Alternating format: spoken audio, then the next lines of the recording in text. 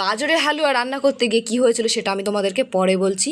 তার আগে আমি গাজরের হালুয়াটা কীভাবে রান্না করব সেটাই তোমাদেরকে বলি। তো অনেক দিন হয়ে গেছে গাজরগুলো আমি ঘরে নিয়ে এসে রেখেছিলাম, গাজরগুলো পচে যাচ্ছিলো, তো কী রান্না করবো ভেবে পাচ্ছিলাম না গাজর দিয়ে। তাই মনে হলো যে গাজরের হালুয়া তো আমি খুব ভালো রান্না করতে পারি, তাই আজ গাজরের হালুয়াই রান্না করি। গাজরের হালুয়া খেতে আমার খুব ভালো লাগে। তো গাজরের হালুয়া বানাতে আমার যা যা লাগবে সব কিছু কিন্তু আমি গুছিয়ে নিয়েছি এখানে। তো গাজরগুলো মেশিনে কুচিয়ে নিয়েছিলাম, আর এদিকে কিন্তু কড়াইতে একটু ঘি গরম করে নিয়েছি, আর দুটো তেজপাতা দিয়ে দিয়েছি। গাজরগুলো দিয়ে সুন্দর করে একটু নুন দিয়ে ভালো করে ভেজে নিয়েছি।